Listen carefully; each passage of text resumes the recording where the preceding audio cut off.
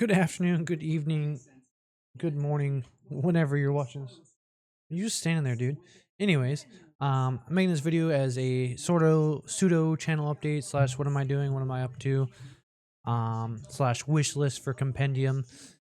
But yeah, this is what's happening here at Hamman215's YouTube channel. Basically, Kano is on the cusp of LLing.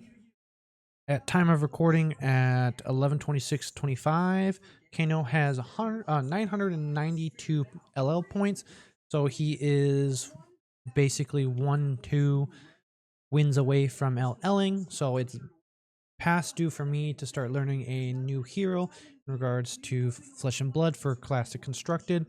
I have spoken on the channel in regards to Gravy Bones and Verdance being potential heroes that I was interested in, but I have gone over some criteria. I watched somebody else's YouTube video on how they are going to pick their next Flesh and Blood hero, and I really liked it. They had some flashy materials on, like a slideshow basically showing all that stuff, but due to me working a bunch of overtime, having a 4-year-old that demands all my attention all the time, I don't have those. But his criteria was affordability with current card pool, uh, current living legend points, so like how long can I still play this hero, flavor of the hero, and reasonable playability. So I use those criterias to narrow down my heroes. So I still had Verdance. I have Syndra on there. I have who else was hero that I was tempted to learn? Um, Acilio. But based off that criteria for at least Syndra, her playability, looking at these points, it's 662 points without a multiplayer, so she's a little too high on the points. Verdance, 642 points, so she's a little too far on the points for me. She's over halfway to LLing. Flavor, the current deck list of Verdance is not towards my Taylor. The hero is not towards the arcane side of the deck, so that's not quite where I'm at. Cilio is too hard for me to play as a viability. I don't want to sink that much time into Acilio, and it doesn't quite align with what I want as a wizard as well. He's running too many attacks. I want a mostly pure arcane wizard to play, so I was happy about pure combo Verdance, but they took the helmet away instead of stemming it off. And hey, pure combo is really good instead of just value earth card, block an earth card, block with an earth card, decompose, ping, ping, ping, ping, ping. Oh, you're at 9, you're dead. So that's where I'm at in regards to Verdance. It's not where I want her to be. The hero's not being supported towards the direction that I would like it to be. So she's off the list. Flavor wise, she's high on the list for me. Syndra, I love Volcora. Is currently my favorite area. So the flavor wise for Syndra is there. She's too high on the points. Playstyle Fi was my favorite. Not my favorite, but my first CC hero. So Syndra plays similarly.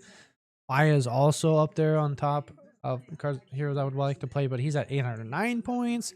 And he's not very meta relevant at the moment. Oh, don't count him out though. He has won a couple events. ProQuest topped is pretty well at Worlds with I think her name is Ellie. She's a caster as well for Flesh and Blood.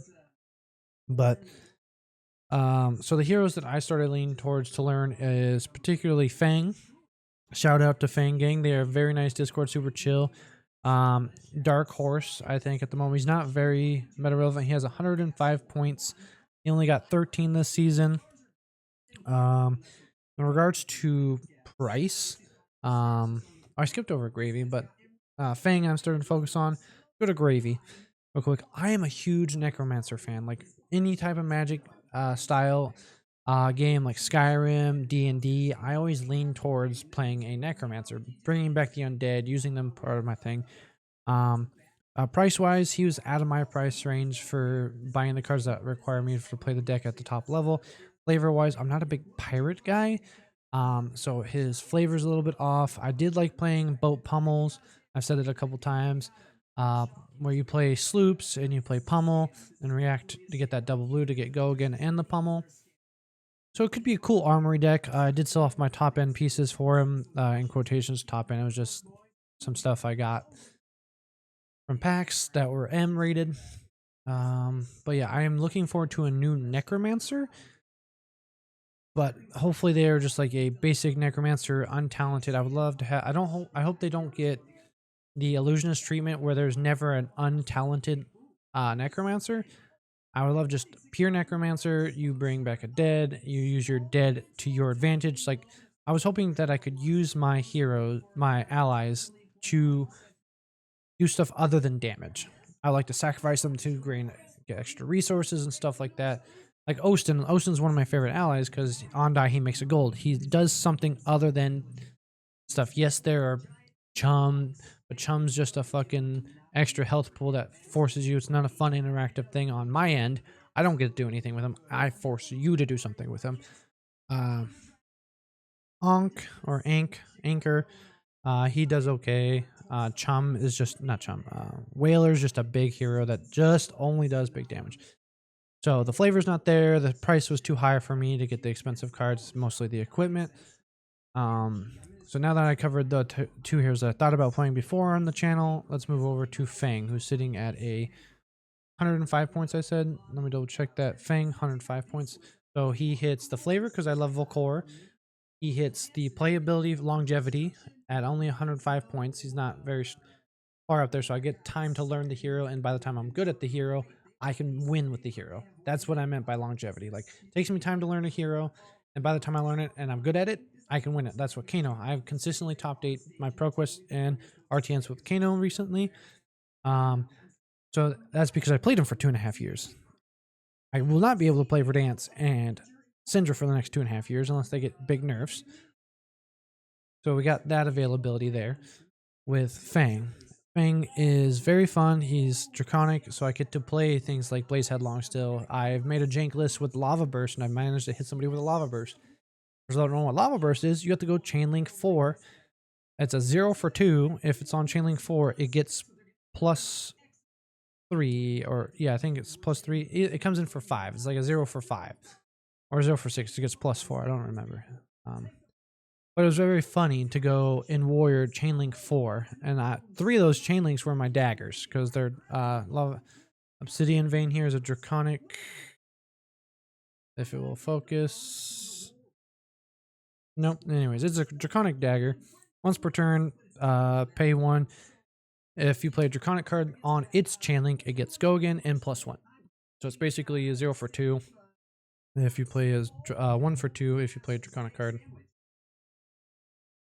He's very fun. Warriors seem very fair, and I will continue my ripe against assassins. As now I've played warrior for like 2 weeks straight.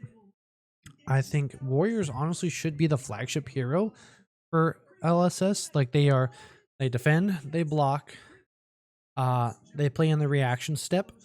So they play on all axes for a new player to work with. And I think they need a little bit more disruption, or a little bit more, hey, you should respect my weapon outside of I'm just doing raw damage. Whereas, like with Fang, I'm enjoying the building a thing and then reaping the rewards of putting in the effort. So, like Kano, you'd have to build up all your potions or pitch stack, and you got a full cool combo. It's not quite as complicated than that. With Fang, I have to create 3 fealty, which you can either do really quickly or take a long time, depending on your opponent.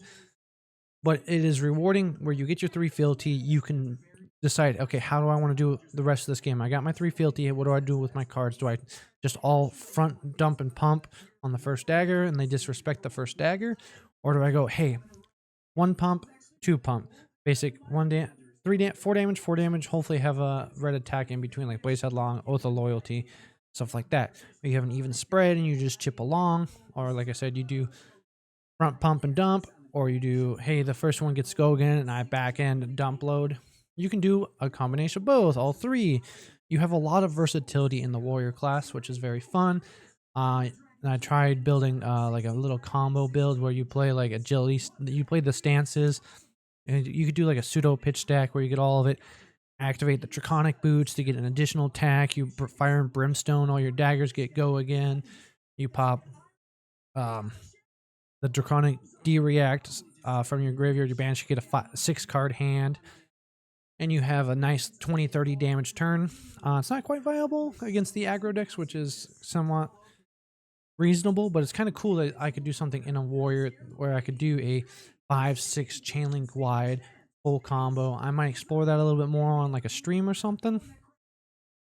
But yeah, that's where I'm leaning towards. I'm going to be, if you haven't seen recently, I've had some late night Bang streams where I learned that I should probably bring D-Reacts into the Mario matchup. Even though I thought it was more of a racy matchup, the extra 1 life plus blocking of on hits is pretty good, allegedly. So you can watch me fumble that on my last stream, where I discovered at the end of the night. I would like to move on to Compendium of Rathe, kind of my wish list per se of what I want for that. I already got a Draconic card spoiled, which is cool. The 0 for 2 discard a Phoenix Flame. It gets +2 and I'd redraw a card. It allows me to play in Silver Age. Fi is so far my favorite hero to play that, so it makes that deck even better. It gives me another 0 for 4. It kind of breathes some life into you play a janky outside of Fi, incentivize running Phoenix Flames. You could also, I could play Fi a little bit stronger too. Gives him an extra 1 for 4 or 0 for 4.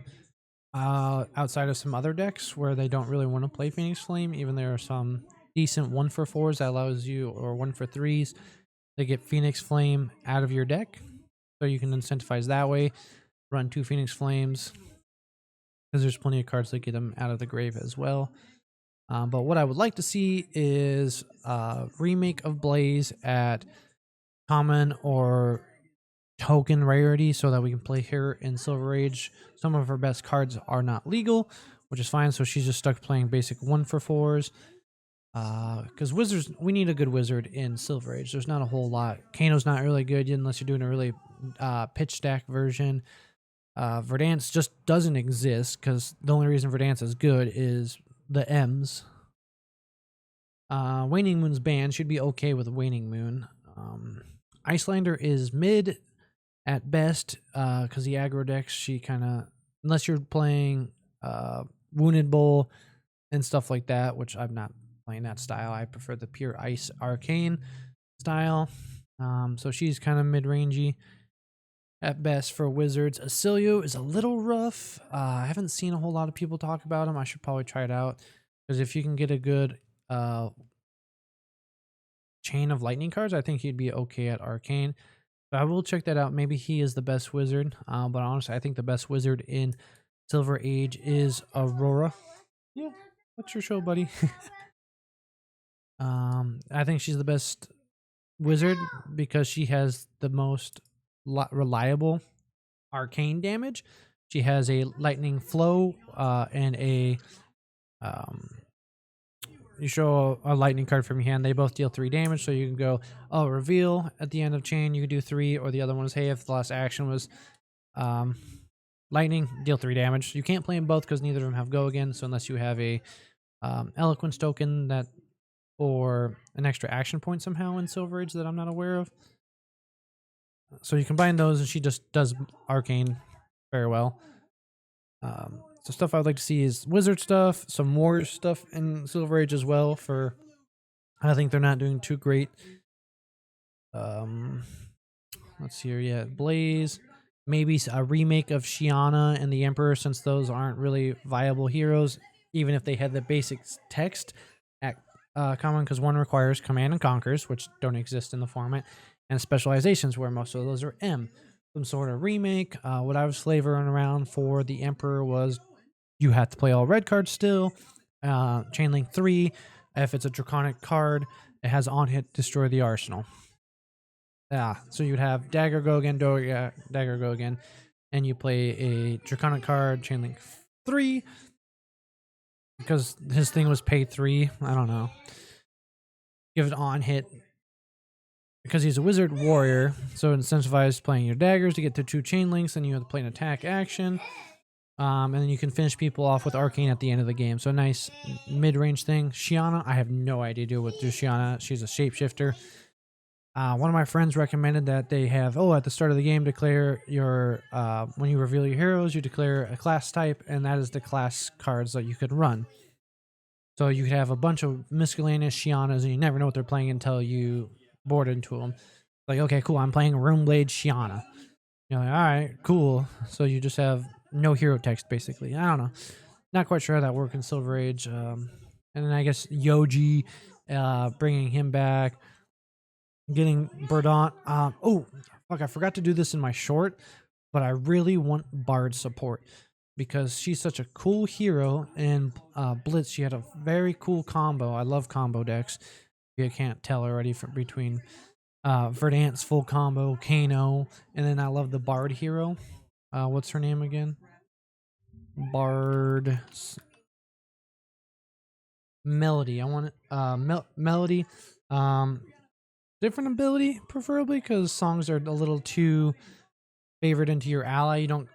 Some of them don't have go again, and you both get the resources, but they get the first turn to activate it since your card doesn't have go again. And her full combo is M rating, so we can't do anything there. So, getting her back in Silver Age and some support for her.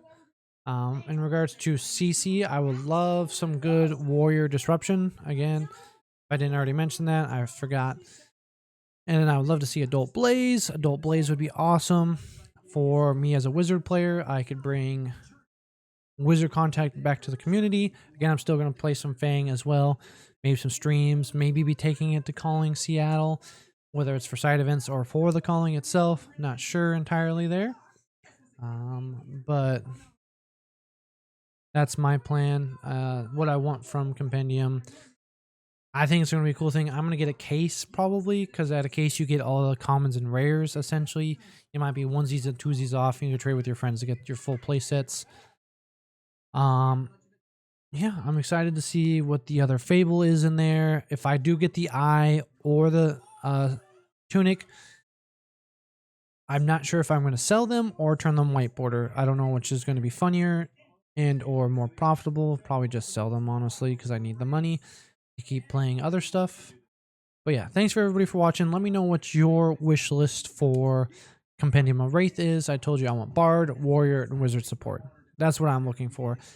Again, y'all have a great day and join Flesh and Blood if you haven't played already.